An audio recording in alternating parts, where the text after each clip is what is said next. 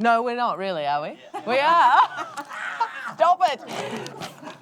4 grown men singing Britney Spears. Oh my God. I'm wet. Very moist. Very moist. That's why I wasn't prepared. Okay. Hello. Welcome to Estrogen Into the Unknown. This is the segment where we talk all things females. We've got Spin Sisters. It's a Spin Sisters section. We still haven't got that little thing up, do we, first, to say we're... Fuck! Okay, so anyway, Spin Sisters, we are providing a service to give a voice to women who are in the industry, music industry, DJ industry, production industry, any feminine that is out of the kitchen and doing something else besides cooking with music. So we have here tonight TINi. Amazing. I wish we had half an hour. I wish we had half an hour with I'm going to try keep the answers short because I could talk all day. So firstly, TINi, you're not from these parts, are you? No. Oh, I was born in Tweed. Oh. But I grew up in the Gold Coast. And for the past 8 years, I was in Sydney. But then for the past 2.5 years, most recently, I was back and forth between Gold Coast and Sydney every fortnight. So, kind of all over the place. Did you start DJing while you were in... So you're a DJ and a music producer. Let's first and foremost get that off the bat. I started off as a singer-songwriter. Wow. And then moved into being a top-line writer in the industry. And then left the industry. I picked up production. Well, I hadn't left. I picked up production, then left the industry, then found DJing. And then it kind of all coincided to, come back together. And now I kind of do everything. So music is a part of your life. I live and breathe. Live and breathe it. Music, life doesn't make any sense to me without music in it. Woo! That's what we like to hear. So, as a DJ, did you DJ mostly in Sydney? Yes. Okay. Yes, Sydney made me into an artist as a DJ, and it was a great period of my life. So how many years have you... So when you first thought of becoming a DJ, what was your actual goal or dream or vision? I got into DJing because I wanted a job that could provide me income so I could produce throughout the week. So I got into DJing because I thought it would just give me decent money so I could then focus on my production. But then I fell in love with DJing, and I never expected to do as well as I did with it. And it ended up pushing me out, I guess, as a name across the community. And then it all kind of fed into itself, really. So, yeah, DJing for me was just like, I need to produce my music and I want to get my music out there. And then next minute, DJing did really well. I fell in love with DJing. And, yeah, So how did it become... Because there are people that will be watching this that would just maybe be starting or already in the game and not really sure how to sort of propel themselves to get deep into the scene if they want to. How did you go from just being a bedroom DJ into being a name that people can scroll for and look for you? It was a hard hustle. It was hard work. I did go into DJing when lockout laws came into place, so I've never really known a proper musical scene. For me, it was literally going up to any bar that I saw. I spent 8 hours one night walking up to every bar that I saw that had decks in it, handing them my card, giving them my details, getting their details, and then just following up. Because on average, I think it's 6 points of sale, 6 points of contact before you make a sale. Wow. So I kept a log and I just kept emailing people basically until they told me, no, we're not hiring, or we'll give you a shot. And it was about 6 months until I actually got my first residency. So I was to the point where I'm like, I don't know if this is actually going to happen. And then once it happened, I was full-time within 2 weeks. So that's really important to know for people listening that that think that a few no's is going to be the answer. Yeah, I got heaps of no's. You got heaps of no's. It doesn't happen overnight, and I got to the point where I was like, I don't know if I'm going to be able to feed myself or if this is even going to be a thing. But once I kind of let go of the reins, that's when the floodgates just opened. So it was just perseverance and pure hard determination. Excellent answer, and you sort of covered a lot of things there, which is amazing. That's good, I'm glad. Yeah. So did you ever see your gender as being something that that sort of maybe intimidated you to go out and give your name, or was there ever a thought in your mind that your gender would stop you from... I've been fortunate in having, not too many horrible encounters when it comes to, I guess, being a female. I've actually had some quite positive feedback. I did have one guy tell me that he would hate to come off the back of a set after me, and which was a really nice compliment. He'd said, you know, like, I'd hate to basically go on after you because you play a killer set, which was really nice. But I think the only real type of time where I felt out of place probably would have been at the first university that I studied at when I was in a studio environment. That was probably the only time. But other than that, I've had incredible male mentors. I've had about 5 male mentors over my producing career. And everyone's been super, super welcoming to me. So I guess I've been very blessed. I have heard other people who have had a bit of a harder time. Yeah. But for me, it was just like, it's lockout laws and I need work, I need money, and I'm just as easily replaceable to another DJ. Yeah. So I need to play the best set that I possibly can. And whenever I felt like I wasn't playing a good enough set, the next time I was like, right, okay, I'm going to play a killer set, and that way they can't get rid of me. Wow. So it was just this fear of being fired for a good, like, I don't know, it wasn't until I did Your Shot that I actually was like, wow, okay, I'm decent. But that whole time I just had this fear that I was going to be fired. So let's talk about Your Shot. Okay, so tell the listeners and the viewers, this is really interesting, Your Shot. Your Shot? Your Shot's an awesome competition. I would convince anyone that's, you know, wanting to have a shot at DJing to give it a go. But yeah, basically I auditioned down in Sydney. I didn't get in. And most people would have gone, right, okay, that's it, I'm done, I'll audition next year. But I was like, nah, I cancelled all my gigs down in Sydney and flew to Brisbane and was like, please put me in this competition. They put me in and I won, which was awesome. And then I got flown to Austria, and it really, for me, I did that because I wanted to get out of the stigma box of being a commercial DJ. I wanted to show people that I don't just play commercial music, I can play anything. So that was like that was really to rebrand myself and show that, like, I am a legitimate DJ. I take this seriously. And yeah, it was an incredible, And amazing how many opportunity. people were you up against to win it? I think so. In Your Shot, you've got your 100, I believe, contestants who have never DJed before. I might be wrong on that number. And then from memory, I think it's 30 wildcard contestants who have experience. So I was in the wildcard category. And so basically 2 people win it. One that has had no experience that is trained up, and then someone who has had experience that has been DJing for quite some time. So that was the platform that you just started to...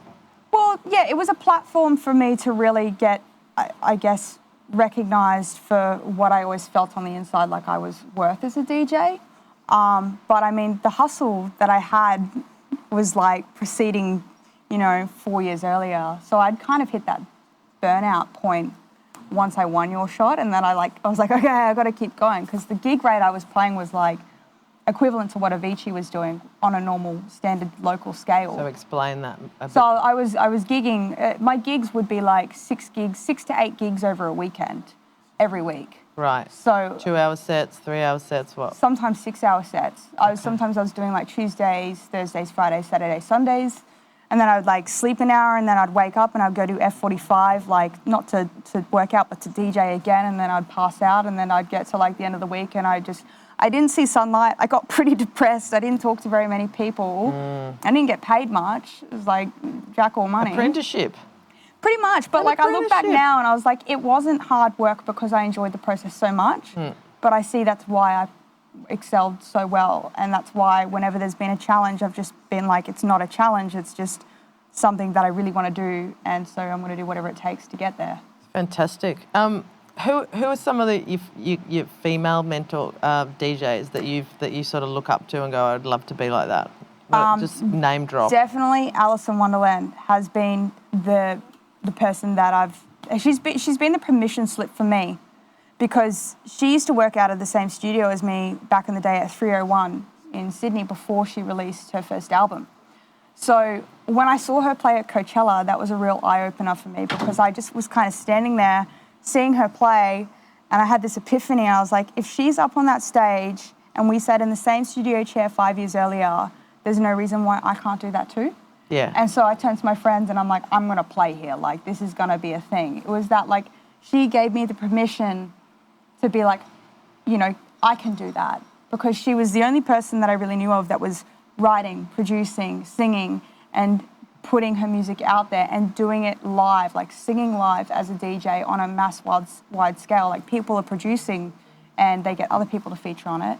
But how often do you see people that are, you know, performing and singing live? It's just, and she's in the top 5. she's in the top. Like she's just completely annihilated now. Yeah. But she's definitely been like the one that I first saw and I was like, at first it was sad because my mentality was, there's no way she did this on her own. It was sad looking at it now because now I'm like, of course she did it on her own.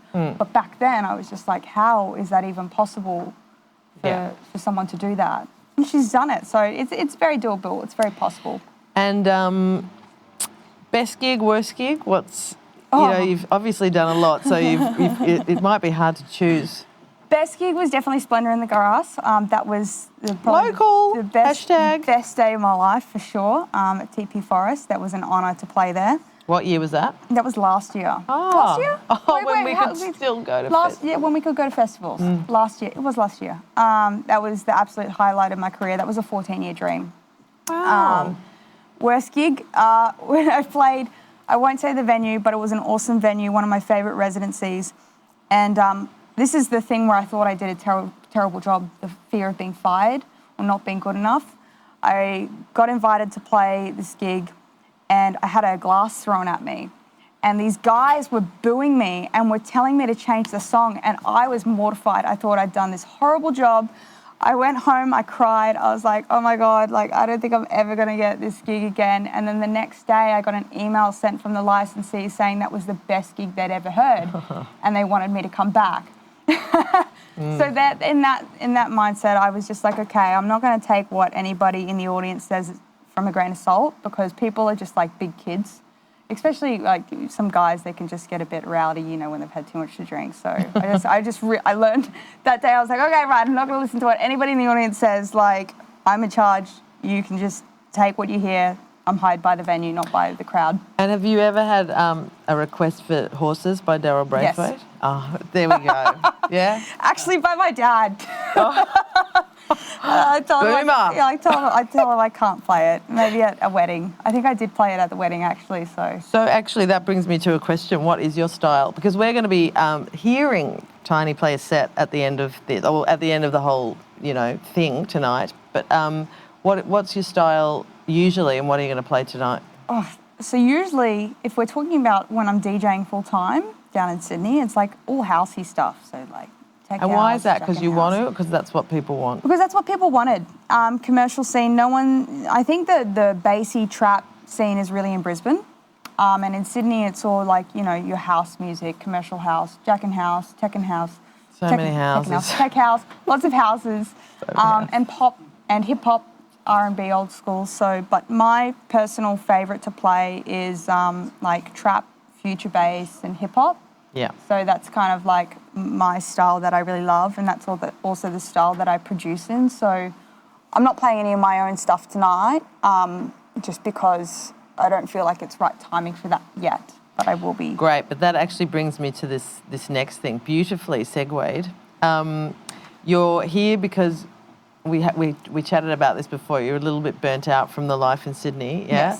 Yes. But you're here because you're also producing your own music. Yes. And that in itself is like, you know, is in itself an incredible thing for someone as young as you.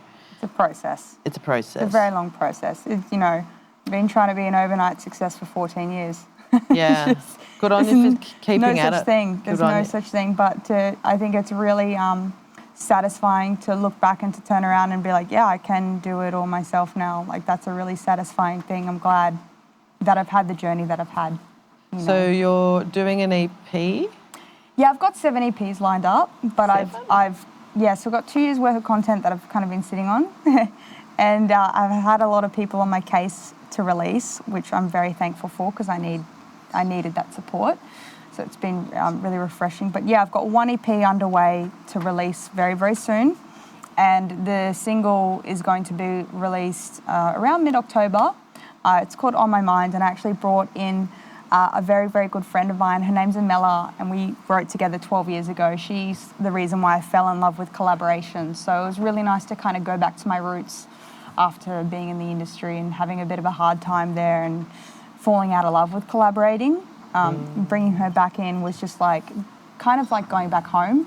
It's been a really nice process. So I'm super excited to finally release that. And is your aim to use the music you produce in your DJ sets? Or Yes, do you have 100%. another vision for that? No, so when I performed at Splendor, I believe that I spent about 30 minutes actually live performing and singing and mixing in. Yeah. So I like to mix my own music in with the music that I'm playing and kind of get a really nice flow, because I feel like it's important to interact with the crowd. Maybe that's because I come from a performance background.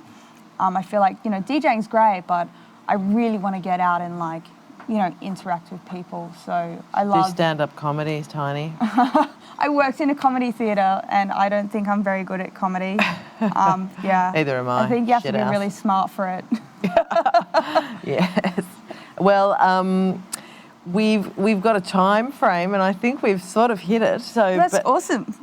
Really excited. We'll be seeing a lot more from TINi, I feel. I feel it in my waters. Thank you. And I feel it in my cankles, DJ cankles.